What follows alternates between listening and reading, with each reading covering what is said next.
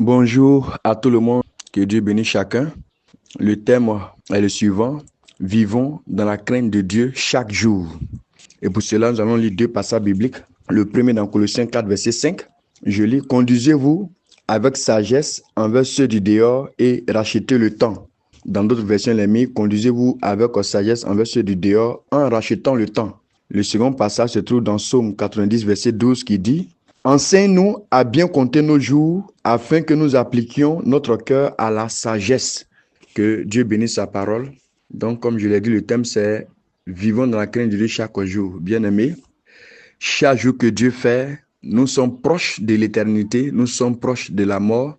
Et souvenez-vous que le Seigneur a dit à Abraham dans Genèse chapitre 17, si j'ai bonne mémoire, marche devant ma face et sois intègre. La vie chrétienne, nous ne l'amenons pas pour faire plaisir à un homme, à un responsable, à un pasteur, mais nous devons l'amener pour faire plaisir à Dieu chaque jour. Nous devons vivre comme si nous étions sous les regards de Dieu. Et nos actions, nos actes, nos paroles, chaque jour, doivent être comme étant sous le regard de l'Éternel Dieu des armées et non sous le regard des hommes. De cette manière, nous allons vivre chaque jour dans la crainte de Dieu, dans la sainteté, dans l'obéissance à sa parole, dans la sanctification. Bien-aimé, il y a un frère comme ça, un frère en Christ, qui était marié et qui a vécu dans l'adultère. Et en vivant dans l'adultère, il a eu deux enfants dehors et il a mené les deux enfants, lui, à la maison. Et sa femme le sachant, elle a su que son mari a eu deux enfants dehors. Et à chaque fois que les gens demandaient mais qui étaient ses enfants, ces deux enfants, elle couvrait son mari en disant que ces deux enfants étaient les siens, étaient ses enfants. Et ce frère-là, au lieu de se repentir, il prenait plaisir à vivre dans l'adultère. Il vivait chaque fois dans l'adultère. Jusqu'à ce qu'un jour, au travail, un de ses collègues fasse un songe sur lui. Son collègue a fait un songe et dans le songe, quelqu'un a pris un fer pour limer notre frère en Christ. Et quand il s'est réveillé, arrivé au travail, il a relaté le songe à notre frère en Christ. Il a dit, ah, j'ai fait un songe sur toi où quelqu'un a pris un fer, il a tapé sur ta tête. Et voilà que notre frère en Christ va crier. Cela ne m'arrivera pas au nom de Jésus. Donc, vous voyez, il prenait ça à la légère, il pensait que c'était un jeu. Et quelques temps après, le frère a commencé à avoir mal à la tête. Et sa tête a commencé à s'enfler et il est mort. Bien aimé, vous voyez, il prenait plaisir au péché. Chaque jour que Dieu fait prendre plaisir au péché, et Dieu est passé même par quelqu'un pour l'avertir. Il avait le temps de se repentir, d'abandonner cette mauvaise vie dans laquelle il était. Mais pour lui, c'était un jeu. Gloire à Jésus. Là, Paul dit de nous conduire avec ça envers ceux du dehors et de racheter le temps. Tout le temps qu'on a passé étant païen dans le péché, même étant dans la foi. Il nous arrive souvent de tomber, de forniquer, de vivre dans l'adultère, de vivre dans le vol, dans le détournement d'argent, dans le mensonge. Dieu nous demande de racheter le temps. On peut tomber, mais Dieu nous demande de prendre conscience et de racheter le temps, de ne pas nous complaire dans le péché, dans le mal, dans l'escroquerie, dans la fraude. Ce frère pensait que c'était un jeu. Dieu lui a donné assez de temps pour se repentir, le temps qu'il a fait pour avoir les deux enfants, les ramener à la maison.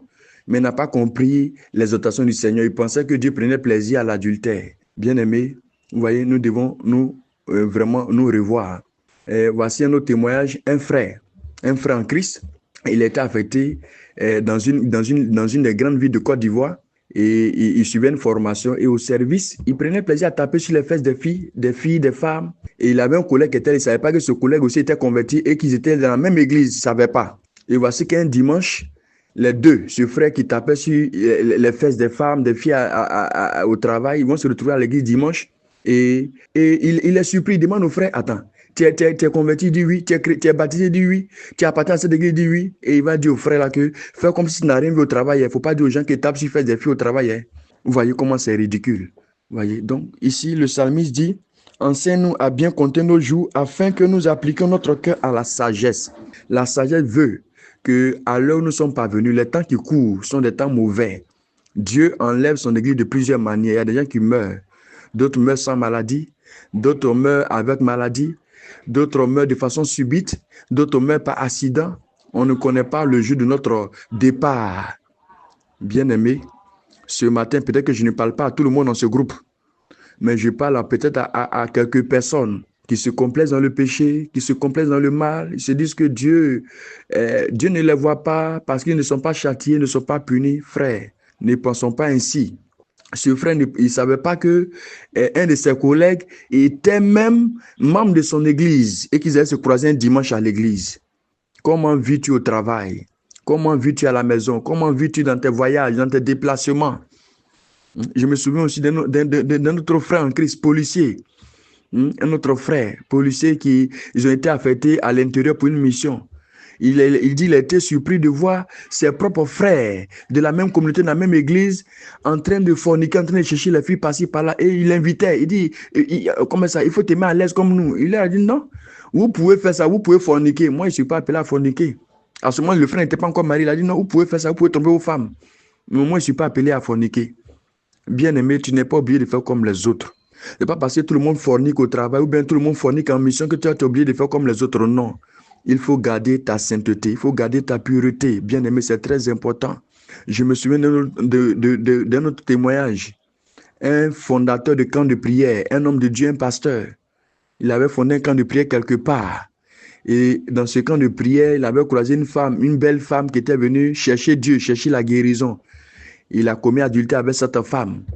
Et quelques temps après, il a été invité au parc des sports de Trècheville. Il était l'un des orateurs, un grand programme, une campagne d'évaluation au parc des sports de Trècheville. Il était même sur une affiche.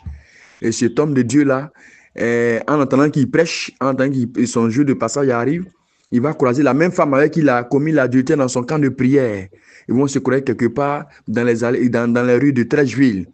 Et il va dire à la femme là, vraiment, c'était d'où la fois passée, on va refaire encore. Ils vont se croiser quelque part. Il était à quelques heures de prêcher. Ils vont se croiser quelque part dans un hôtel là-bas. Ils vont forniquer, coucher ensemble. Et ce frère-là, et ce homme de Dieu, il va partir comme ça, sans laver ses mains. La femme va lui dire, mais au moins lave ta main avant d'aller intervenir. Non, Dieu est avec moi. Je vais aller intervenir comme ça. Et il est parti, à sa grande surprise. Les miracles qu'il n'a jamais vu dans son ministère. La manifestation du Saint-Esprit qu'il n'a jamais vu dans son ministère auparavant, c'est ce qui s'est produit. Pour lui, le Seigneur prenait plaisir à ce qu'il faisait.